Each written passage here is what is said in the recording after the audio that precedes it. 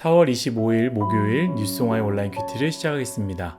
오늘의 큐티인 책 본문은 욥기 38장 19절부터 41절까지의 말씀이고요. 제가 읽을 말씀은 19절부터 21절까지 3절의 말씀입니다.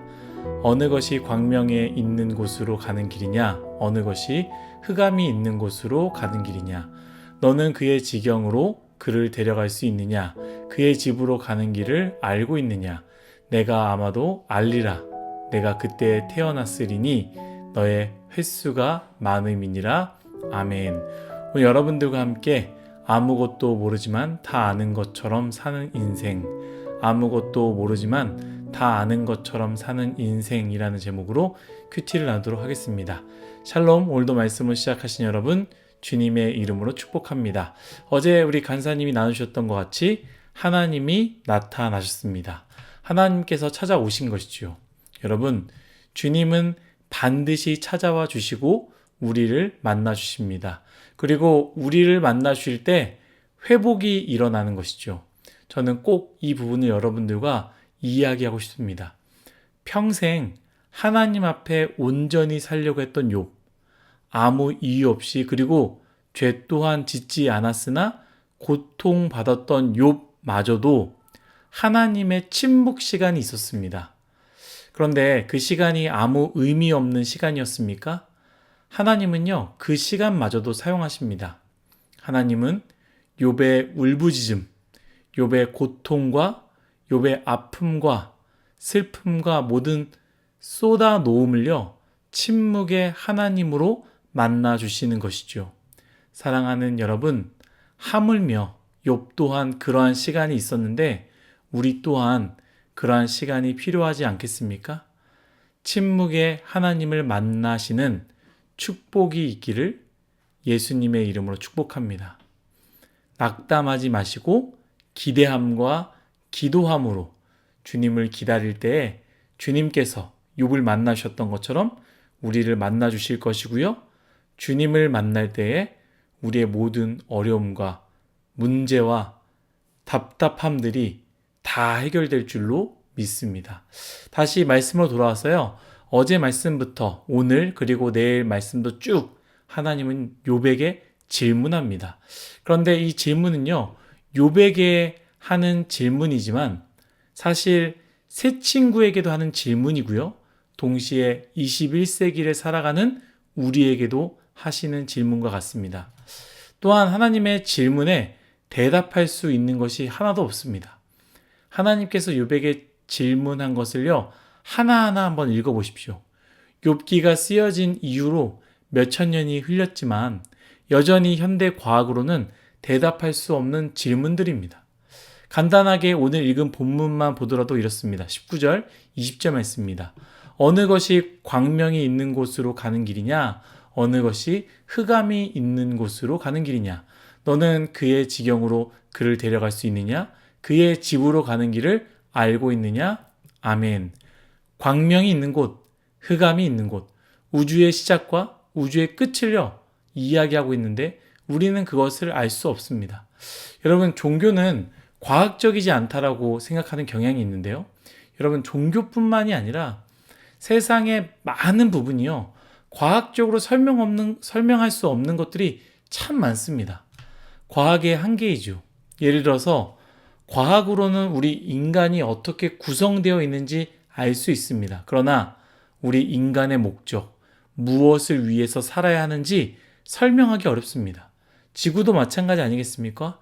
과학적으로는 지구가 어떻게 구성되어 있는지 어느 정도 설명할 수 있습니다만, 그런데 그 지구가 무엇 때문에 생겨났고 무엇을 위해서 그리고 어디로 향해서 나아가는지 과학적으로는 설명할 수 없다라는 것이죠.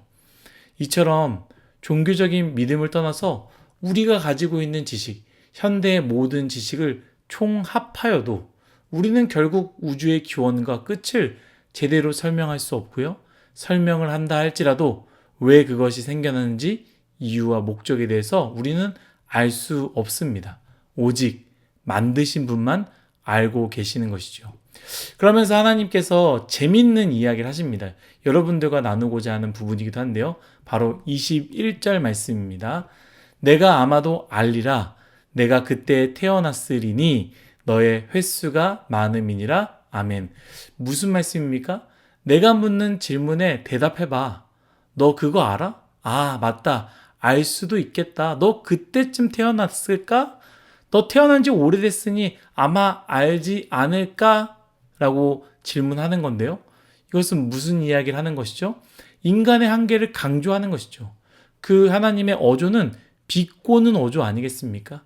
인간이 아무리 일찍 태어났어도, 아무리 오래 살았어도 그 시대, 그 당시 광명과 흑암을 본 사람이 누가 있겠습니까? 아무리 많은 것을 보고 배우고 깨달았어도 너는 결국 내가 하는 질문조차 대답할 수 없는 존재다라는 것이죠. 여러분, 저는 이 하나님의 질문을 하나하나 생각하면서 참 부끄러움을 많이 느꼈습니다. 그리고 21절의 말씀이 참 많은 생각을 하게 되었는데요. 마치 저에게 하시는 말씀과 같았습니다. 아, 너 신학 공부했으니까, 너 목사니까 너는 이 정도 알고 있지 않아? 라고 하나님께서 묻는 것 같습니다. 우리는 아는 것보다 모르는 것이 더 많지 않습니까? 시간이 흐르면 흐를수록 더 많이 배우고 깨닫게 된다라고 생각하지만 사실은 시간이 흐르면 흐를수록 우리는 더 모르는 것들이 많아질 뿐입니다. 그래서 사실 우리는요, 시간이 흐르면 흐를수록 하나님을 알면 알수록 하나님을 믿으면 믿을수록 더 모르는 것이 많다는 것을 깨닫고 겸손해져야 됩니다. 그런데 우린 이상하게 더 많이 아는 듯이 살아갑니다. 교회를 다니면 다닐수록 다 안다는 듯이 팀장을 하고 임원단을 하고 그룹장을 하면서 더 많이 안다는 듯이 말씀을 읽고 기도를 많이 한다고 해서 더 많이 안다는 듯이 우리는 살아간다라는 것이죠. 나은이가 이전보다 더 많은 것을 알게 되었습니다. 또 나름대로 새롭게 깨닫게 된 것들, 자기는 전혀 몰랐는데 학교 친구들을 통해서 배웠던 것들을 저에게 놀래켜주기 위해서 물어볼 때가 있습니다.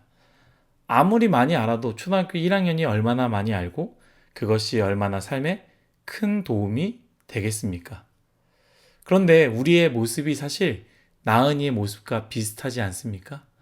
우리가 조금만 삶의 지혜를 알고 혹은 좀 더 잘 살 수 있는 방법, 좀 더 돈을 잘 벌고 좀 더 돈을 잘 모을 수 있는 방법을 알 때, 그래서 남들보다 조금만 더 나은 삶을 사는 것처럼 느껴질 때 우리는 모르는 것이 많지만 모든 것을 아는 것처럼 살아갈 때가 많습니다. 여러분, 하나님의 질문을 다 대답할 수 있다면 여러분 뜻대로 살아가도 괜찮습니다. 그러나 대답하지 못한다면 우리는 모르면서 아는 척하는 삶을 살면 안 된다라는 것이죠. 저는 그래서 이 부분을 말씀드리고 마치려고 하는데요. 사랑하는 뉴송아 여러분, 믿음으로 산다라는 것, 모르는 것을 아는 척하며 사는 것이 아니라 모르기 때문에 다 아시는 주님을 따르는 삶입니다. 그래서 그 믿음의 삶은요, 미련하게 보입니다. 믿음으로 미련하게 사는 사람들을 손가락질하지 마십시오. 아마도 돈을 쫓고 성공을 쫓는 사람들은 주의를 거룩하게 지키는 믿음의 사람들이 미련해 보일 것입니다. 중간고사 기간에 믿음으로 주의를 지키고 예배를 지키는 사람들이 미련해 보일 것입니다. 정말로 중요한 시간과 시즌 때에 하나님께 아낌없이 시간과 열정을 드리는 사람들이 미련해 보일 것입니다. 그렇게 살면 답답한 삶이고 속아주고 믿어주고 양보해주는 삶을 사는 것이 바보 같은 삶처럼 보일 것입니다. 그런데 혹시 우리 마음 가운데도 동일한 마음이 있다면 우리도 앞에서 이야기했던 것처럼 미련해 보이고 바보같이 보이고 안쓰러워 보이고 왜 그렇게 살까라는 그런 마음이 있다면 우리 또한 모르면서 아는 척하는 삶을 사는 것이지요. 모든 것을 안다고 생각하시는 여러분, 주님께서 묻습니다. 그럼 너는 알고 있느냐? 그럼 너는 보았느냐? 그럼 너는 할 수 있느냐? 겸손하게 주님을 따르는 우리 모두, 우리 뉴송아이 모두가 되시기를 예수님의 이름으로 축복합니다. 다 같이 기도하겠습니다. 하나님, 우리는 모르는 존재입니다. 우리는 아무것도 알지 못합니다. 시간이 흐르면 흐를수록 아는 것이 많아지는 것이 아니라 모르는 것이 더 많아지는 것이 바로 우리의 인생입니다.